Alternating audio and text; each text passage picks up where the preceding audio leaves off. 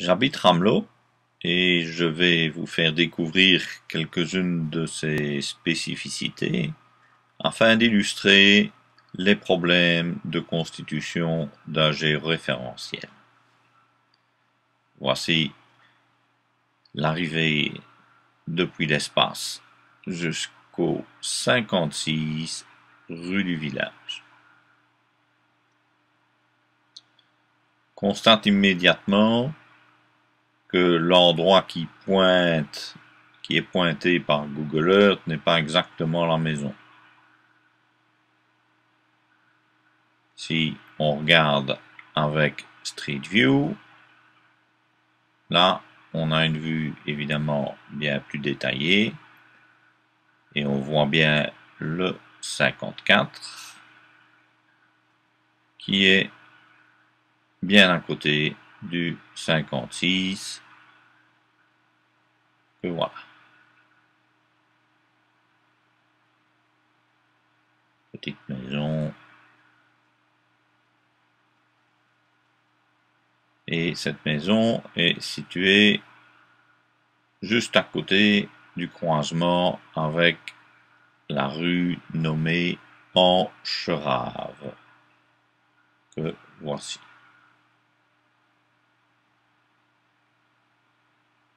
On voit très clairement un avaloir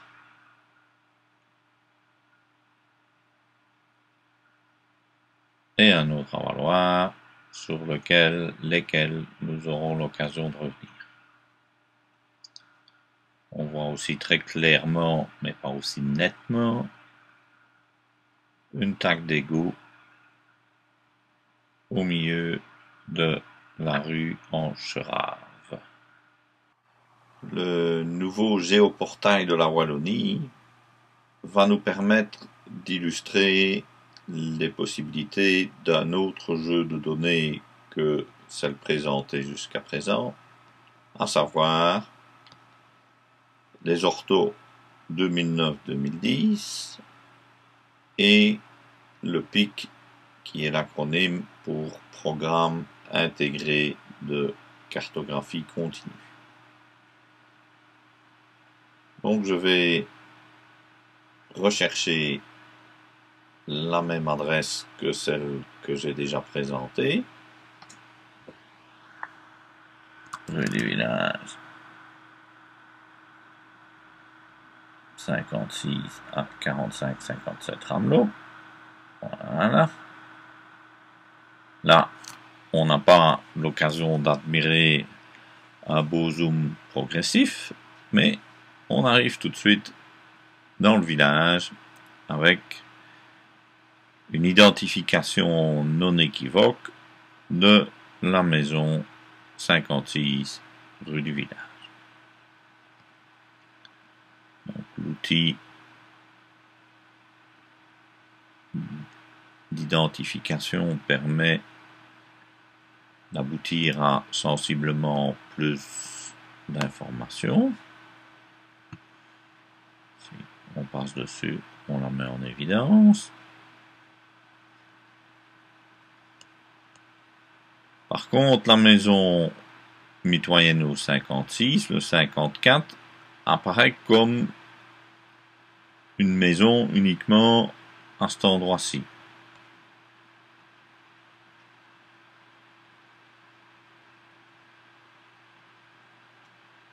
Alors que cette partie-ci est occupée comme une maison depuis plus de 2 ans, mais elle est encore mentionnée.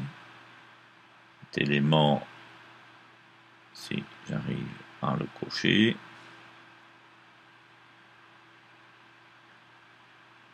est repris comme un objet linéaire de type 225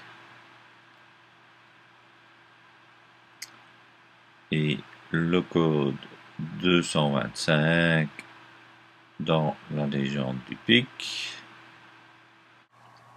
Le code 225 dans la légende du PIC est égal à bâtiment annexe remise, garage, hangar, serre, abri, baraquement. Une catégorie assez vaste et dans laquelle se trouvait il y a plus de 3 ans la partie qui était utilisée comme étable et qui a été convertie depuis en maison d'habitation. Une des grandes qualités du PIC est d'avoir digitalisé des objets tels que les avaloirs, présentés ici.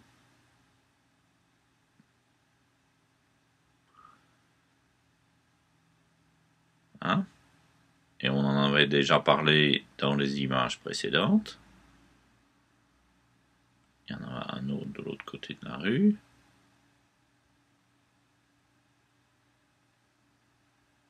Voilà, on les voit très clairement.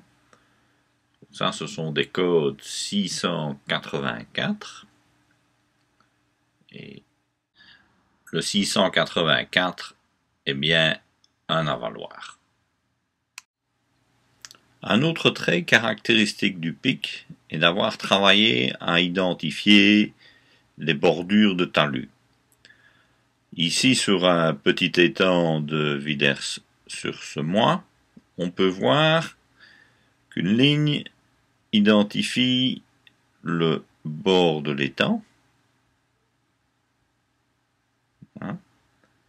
C'est une ligne de type 163.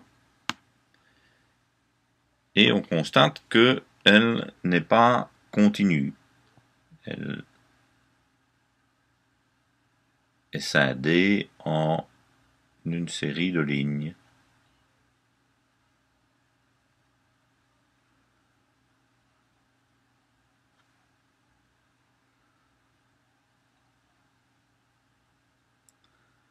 Donc un premier talus est identifié par la berge. Et lui aussi, c'est un talus en de nombreuses parties.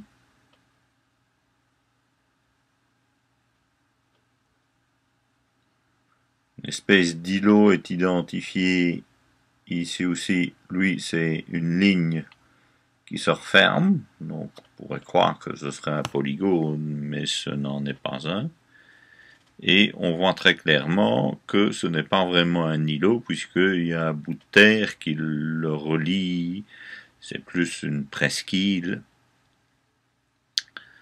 Alors on voit un deuxième row de talus.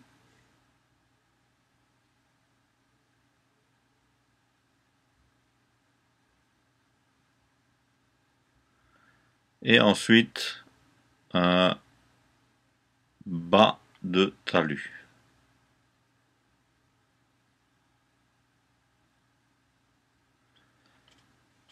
Notons au passage quelques arbres absents.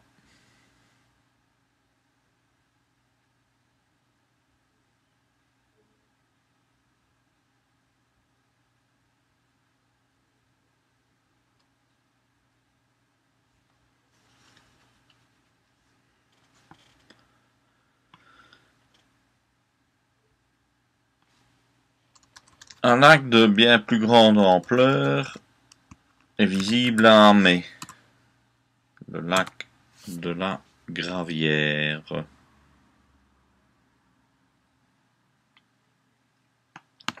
va fermer ceci. Voilà, un lac qui fait l'objet d'une convention de protection de sites à haute valeur biologique, mais pour lequel le PIC ne nous dit pas grand-chose.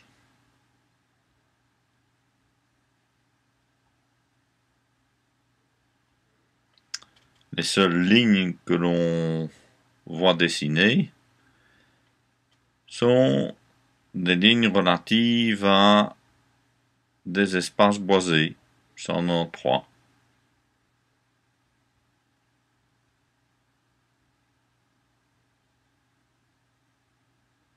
Et donc, pas une seule ligne n'est tracé pour démarquer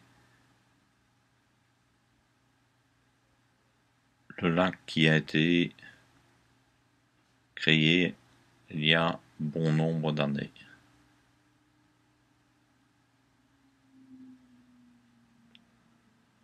(193)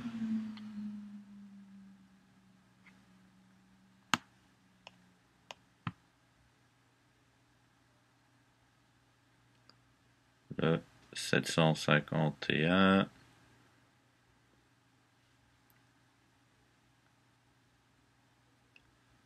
193 193 et donc pas de référence au lac qui se trouve pour le moment en cet ordre.